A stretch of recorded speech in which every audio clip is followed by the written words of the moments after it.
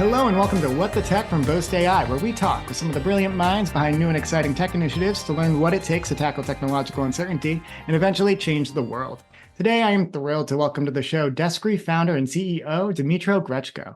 At Deskree, their mission is to make software development accessible to everyone by breaking down traditional barriers and empowering people to turn their ideas into reality. This can be a game changer for any entrepreneur who may have the vision to build an amazing product but lack that back-end expertise. Deskree's proven 5-step process for building an effective and scalable cloud infrastructure offers visionaries a seamless route for bringing their ideas to life in minutes, not weeks, months, or even years. TLDR, their solution enables founders to focus on creating amazing products, letting Deskree do the heavy lifting when it comes to the technical nitty-gritty. It's an ethos that we mirror in our mission here at Boast, as we strive to help founders drive innovation without burdening them or expanding their already heavy workload. I'm thrilled to pick Dmytro's brain on some of the exciting projects he has executing at Deskree today, the unique R&D that goes into creating no-code solutions, and what's in store as Deskree grows. So without further ado, welcome to the show, Dmytro. Thank you. Thank you for having me. I appreciate it. Awesome. Yeah. So I know I gave a little bit of a background on Deskree, but I'd love to learn more about Dmytro. How did you get into the entrepreneurship game? How did you come to find Deskree, and what kind of drives you? Yeah, that's a good question. Actually, my story started when I came to Canada about 11 years ago. I came here initially with my wife that I know since kindergarten and my small brother who's 12. And my small brother was the one who I was reading a lot of books about entrepreneurship. And one day he was like, "Hey, like you read all these books, but you don't actually do anything yourself. Why?" And then hearing that from a 12-year-old kind of clicked something in my brain. And then we started building startups. The first one we actually did together with my brother at that time. And it was also called Deskree. That's the name actually originated from his idea back in the day. And that's how the journey began. I'd love to know. Tell me about the name. How did that name come about? A few different images come to mind when I think Deskree. I mean, the obvious is just the phonetic, a tree from a desk. But what was it that went into naming that first business? And tell me a little bit about that first business that you and your brother derived. Yeah, so the first business that we started together was the idea of building a collaboration tool for agencies. And the idea behind that was that for any product to be successful, you got to do three things. You got to learn from others, you're going to collaborate with people, and you got to create. And we imagine that as like three desks in an office where people would sit during learning, creating, collaborating sessions. That's why we call it a desk read. Like that came from three desks. And this first product we built together, it's also how my engineering journey started, because my background was not engineering originally. And me and my brother just landed here, didn't have a lot of capital at all. And we're like, okay, where do we find engineers? Because we got to build the product. And I was thinking, okay, where the best engineers are? Well, they go to hackathons.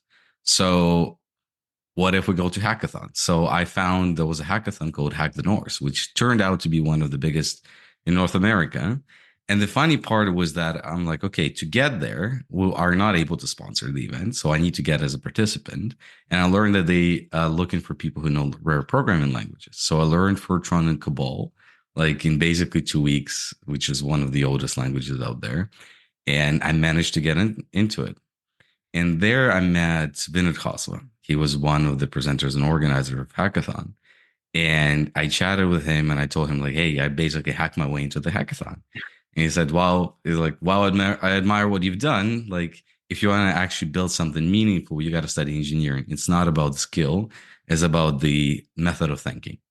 So, that changed a lot in my perspective. We didn't hire anyone from the hackathon. One thing was I got a invitation for interview for Google, but that was the that was the only like fiscal thing. But other than that, I think learning that engineering idea, engineering mind was a big impact, and that's became my passion and profession later on. I love how you literally hacked your way into the hackathon. That is incredible. And it shows, I think, that's the entrepreneurial mindset that I think is prevalent amongst founders. They go in and they try to do the hard thing first. I'd love to hear a little bit about that engineering mindset. Like, that is really good advice that you got. Like, okay, you made it this far, but you got to start thinking like an engineer too. Could you speak to kind of some of the differences between how you thought about approaching problems or how you approached entrepreneurship before you had that conversation, and then how it changed once you gained that engineering mindset and you got some more of that developer experience behind you. I think the core thing about the engineering mindset is the idea is that you you have a certain set of resources available to you all times.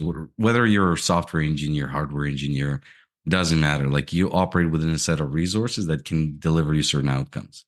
And the idea behind the engineering is putting those resources together in a order or in a shape or a form that can produce the most amount of results in the most effective and efficient manner. So I think what had changed to me a lot was the idea is that it's not about building the software at all.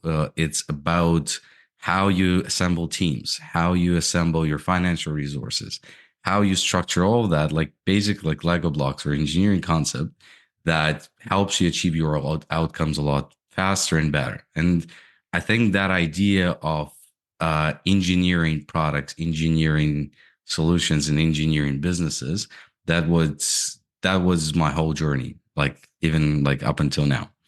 I love that. Yeah. So it's almost like pushing you to look through the lens of optimization at every step. So, to your point, even just about being efficient with your resources, it's making sure that you're taking that kind of engineering.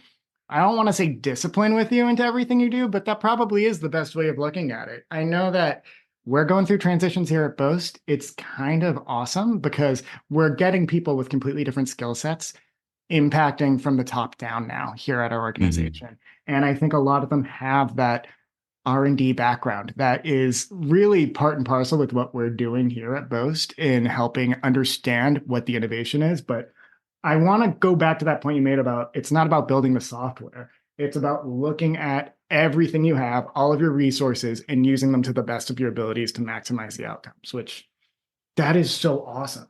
And I'm going to pull back too to the learn, collab, create, and how that is kind of how you came to Deskree. Those are three different desks. It all goes up to one, and that was the original purpose. And you had also mentioned that it was originally a solution for agencies. Now, how has it evolved from that original iteration? You hacked the hackathon, you got that developer engineer mindset to today, where it's not just an agency solution, it's a solution for other entrepreneurs to use and other startups to take advantage of. What has that journey been? What does that look like? That's been a long and eventful one for sure. Like when we started that collaboration software, I remember vividly that we launched it. We grew pretty rapidly user wise, but we didn't know that there was an idea of investors, capital raise, or anything like that at that time. So despite all the growth and everything, we're like, okay, we actually need we need cash. We need to survive in this country. We just came in. And what we started doing is since we built a software for agencies, we're like, okay, what if we become an agency? What if we collaborate with others and we start building software for people because we're able to build ours? How about we start building that for others? And that's how the journey continued in a sense, because I started one agency, which was mostly focused on marketing and engineering per se.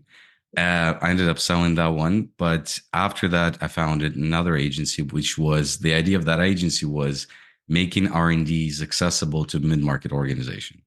Essentially, if your organization that in any industry, which is more traditional brick and mortar, from like window cleaning, logistics, all the way down to like hotel management and so on. And what we're doing is we're solving their problems that they're experiencing their day to day using technology and reducing the barriers or the spend or the other things. And essentially, the idea of Deskree originally came from that agency. How? What we realized that at a certain point, our engineers were spending more time on not on solving the problems that our clients were trying to solve, but on creating the infrastructure, running the tests, the security, networking, figuring out which cloud to deploy. We had to keep people who are know AWS, Google Cloud, Microsoft Azure. Those are different people.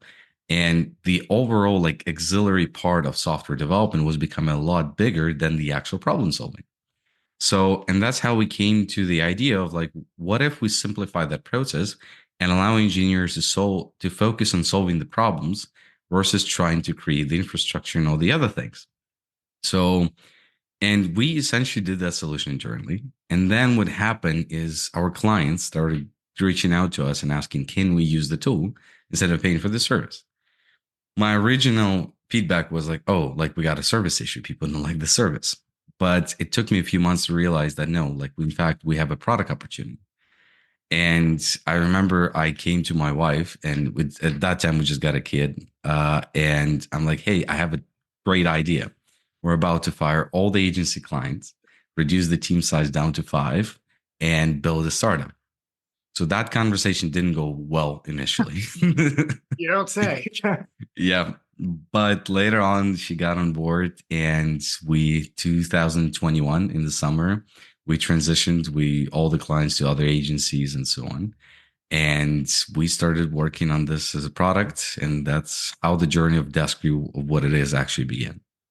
That is so fantastic. That's actually really interesting. We very rarely get to talk to folks who have gone from whether it's an agency to a full-fledged service to maybe a more tech-enabled service to a full-fledged platform for other startups to use. To be honest, that's kind of the journey that we're on here at Boast, because in that same vein, we don't want folks focusing on the auxiliary parts and for that to Mhm. take up the lion's share of the work that they're doing when they should be focusing on deriving a unique solution. It's the ethos of why we help teams maximize their shred outcomes. We don't want them spending upwards of 60 hours working on an R&D tax credit claim just to cover the wages of their employees who are helping them get that claim. It's just time wasted when you're not problem solving. So I love that that's the ethos behind Deskree. And I love that too. You pivoted when you saw the opportunity. That's something that I think a lot of entrepreneurs, well, maybe not entrepreneurs, but people who fancy themselves as entrepreneurs, but they actually don't reach that level of success, fear. They don't want to kill the baby. They view it as something so drastic when you're not actually killing the baby, you're evolving and you're just bringing something better to market. You're getting to the heart of that problem solving that you were talking about. You want Deskree to help those mid-market clients do on their own. So I just love the simpatico between our business model and what you guys are doing there, and how similarly we're trying to get the actual tech in the hands of the users, but again, without putting the burden on them, making it so that they can use it, they can get their solution out there, and they can see their streams take lift. So And I that, love that. and that makes perfect sense, especially like speaking of Boast is I remember vividly when we were working with, because we're working already for our clients. And every time that when it came to the shred claims, every single one of our customers are struggling with that a lot because like to showcase especially when they work with contractors and so on, it was extremely difficult. And when I actually learned about Boast, it just clicked because the idea makes so much sense. It's not what the company should focus on. They should focus on the R&D and everything. And if there is a solution that helps them automate that process and organize the things around that to make that claim process and everything easier, that's brilliant. Absolutely. And it's kind of like getting into the development and the engineering of it all too. It is a skill set that people don't have out of the box, and you don't necessarily need to expect them to either. Like you don't have to be an entrepreneur who knows the tax code but also knows coding. It's just Yes. not complementary and it is too much for one person, and you miss out if you try to do it all yourself. And you're going to lose that opportunity and lose that momentum, and you're not going to have time to focus on exploring white space, for instance, in your market. You're not going to be able to focus on actually talking to your customers. It can become a full-time job, and we don't want that to be the case. Now, the unique R&D that you guys are actually doing yourselves at Deskree, could we talk a little bit about what is unique about the platform without giving away the secret sauce and some of the unique research and development that's gone into building what we have in market today? Yeah, absolutely. I think the biggest thing that was powering Deskree from day one was the idea that we don't want to build a solution that will become a burden for people down the road. So, in our sense, that was the idea of like if we have a tool that creates the infrastructure and helps people to manage that, it shouldn't be a black box when it shouldn't limit people and people's ability for future growth of their product. So we envision ourselves to be a first step for people to start working with big clouds such as Google Cloud, AWS, and Azure. And the idea was that we automate the infrastructure creation specifically for them. So what was cool was initial version of Deskree and still is that each project created is a completely independent project within large cloud provider. So at any point, if a user would like, they overgrown us as a feature wise, and they now need to expand and they want to have access to their infrastructure. We're not holding them back. Like they can always access at any point in time. So in this sense, we're like the first step to do that. But the second component of that was that lightning moment was that when last year we stumbled upon a problem for ourselves, which was because when we grew, we our entire system microservice based, and we managed like there's 150 microservices that power the system, and I was deployed at more than 50,000 instances. So it's like insane volume, right? But the problem became for us to manage all this technical debt because we looked at it and like, wow, like for us, we're now spending more time basically maintaining the system than developing new features. And we came up with something that we later on learned that is called atomic computing. And the idea of that is very simple. So instead of you writing a large piece of code, what you do is you divide your code base into very small pieces of code that we call nodes, which are basically micro reusable components. And then you can orchestrate your business logic like Lego blocks using those components. And that idea, when it came to us, it dramatically improved our internal operations. And then once we saw the value of that internally, we decided to go ahead and launch that and make it available to everyone. And that is something we now call Ion, and it's a part of our platform as well. That is awesome. And I just get really excited when I hear terms like atomic computing too. Like it's very visual. And on my marketing side, I love when we can talk about something that's deep tech, but I can digest it. Like that is so cool. You break it out into nodes. It's like Lego blocks. That's awesome. And that is unique. And I also love too that you're not making it a black box for startups. I think that's really important too. The folks you're working with, they're going to know what's going on. They're going to be able to touch and feel what their actual solution is. Even if they don't know how to even if they don't have that technical prowess in their back pocket, it's not something that's completely unapproachable for them, which is so, so cool. And now I know we did talk about working with Boast a little bit and how we helped you learn a little bit about the shred environment and just working on your R&D and tapping into non-dilutive funding. But could you tell us a little bit about how you actually heard about Boast in the first place and what the partnership has been like since we joined? I know that the guys on our team are huge fans of yours, so I'd love to hear your take on us. Absolutely. It was very interesting how we came up on Boast because one of our first investors, not one of the first investor that invested in us was Jonah Medanik from Forum Ventures. Like to me, I consider this person to be like a saint in the startup world. Like yeah, he helped me a lot on not just on as a mentor or investor, but also as a friend in a sense. And I respect his decision a lot. And when I called him back last year and he's like, how's it going? I'm like, yeah, we're just waiting for these investment to come in, but we're a little bit short on cash. And he's like, have you heard of Boast? I'm like, Boast? He's like, you should talk to them. And like everything that Jonah tells me, I'm like, okay, that needs to be immediately done. And that's how we stumbled upon Boast. It was a recommendation from him. And we started working and I realized one thing, there is a huge difference between uh I would say like an agency and consultant business or the people that are here to support you because that's what I immediately felt from Boast because every time like we would share like these struggles that we're going through, let's say like on the shred financing side or like hey, we got an audit from Siri, we don't know what to do, and the amount of help like on the human level that we received from the Boast team was enormous. And I even remember when one of our managers approached me like hey, like there's some people that want to talk to us about shred. I'm like, no, we have Boast because like there's that level of trust and help that we were able to build with you in a such short period of time. It's fascinating, and from all the providers of any type of a service and products, like I've never seen this before up until this stage. So like huge shout outs to you guys. This is incredible. That is so cool. Like I said, we really, really share an ethos with Deskree in that we want to make sure that teams can bring their solutions to market. And you hit on some of the key points that are music to my ears, honestly. We are a team of technologists. We really, really want to make sure that you guys know that we are elbow to elbow with you in understanding what you're doing too, and being able to speak that language of innovation that is unique to each one of our customers. I'm impressed by it. I've been here for over a year now.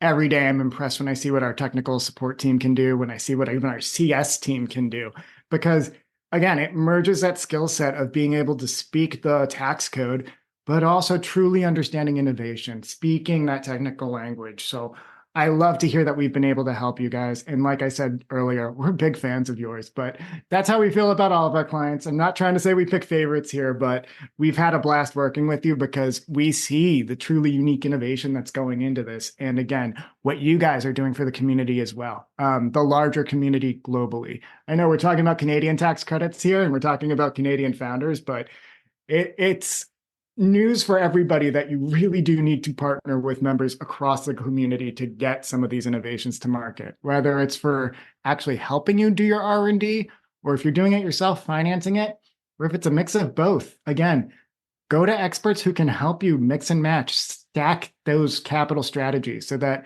you can work with partners across the ecosystem. So that's me giving a little bit of sage wisdom unprompted to the founders in the audience. But before we sign off, Dmytro, I'd love to know, what is your take on the current state of steps and any wisdom that you'd like to share with other founders out there who are looking to get going today? Hmm. I would say one of the most impactful thing for me was when you're a first time founder, and one of the things that you're looking for initially, like fundraising. And to me, fundraising was like it's an achievement. It's something that like you make you proud to get this name of the investor on board, or this name. And I think the core thing that I realize is that like once you get it, your life really doesn't change, in the sense that for some reason I thought that when you get like large investor on board, like all the doors are open for you, your product somehow by miracle will be a lot better and so on. This is not really the case. The case is you get people, ideally you get partners on board that have the expertise and knowledge that you can learn from, but it doesn't mean that your product will be more successful. It doesn't mean that all of a sudden all the doors are going to be open to you. And I think that's a big misconception that a lot of founders have when they start fundraising, and they hear about like this startup raised this amount of money from this VC and so on. I think the whole thing is a lot of, there's over glorification in that. And I was a victim of that too. I remember second time we did fundraising, my goal was to raise money from certain types of funds. And the only reason for that was because I knew the name, and that's it. But what I realized is not about the name of the fund, it's about the name of the partners and people behind. And actually being able to connect with them, because by the end of the day, you're going to be working with those people. Those you're going to be married to them technically, and for the next 5, 10, 15 years, you're going to grow old together. And that's what Eric from Hustle Fund said, is like VC partners you get on board, you're going to grow old with them. So I think that was a thing that was the most impactful for me to digest, is that the funding or VC it's not about the money. It's about the people you work with. Choose them carefully and know what you want, know who you want to get on board, and get the most out of it. That's pretty much it. I think that's fantastic. And I'm just going to repeat what you said there too. It's not about the money, it's about the people. You're Yes. going to be married to them. Again, it's not a romantic relationship, but you guys are going to be going through every single one of the headaches that you would if it was a normal marriage. And you need to be with somebody who has your back and who also shares your values. And I was very happy to hear when you named up Foreign Ventures. I know we're not going by the individual names, not necessarily the broader names of the funds themselves, but I'm a big fan of a lot of the guys over on that team. They're good folks. They're good people. And I'm so glad that our communities were able to cross paths and that we can continue to collaborate together, Dmytro. I can't thank you enough for hopping on the mic. Ah, I think, yeah, the only thing to say is thank you. First of all, thank you for having me. The second thing is the thing about Boast that I also really appreciate is the educational piece that you guys provide. And one of the things that happened to us once we started working with Boast is the way we're organized internal operations. It's changing, and it's changing for very good. And I think that it's not even about the tax credit, it's not even about the shred program, but it's about of like basically the byproduct of that is keeping your engineering team more organized, more and more, I don't know, efficient at working and documenting things. So that is the second part I appreciate and just wanted to bring it up.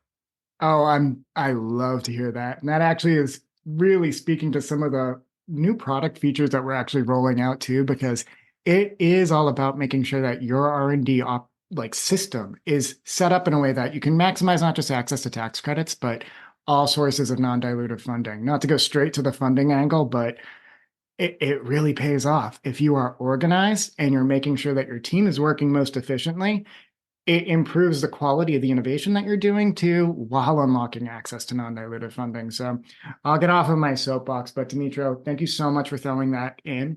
And thank you so much for hopping on the mic with me today. This was an absolute pleasure. Thank you. Likewise.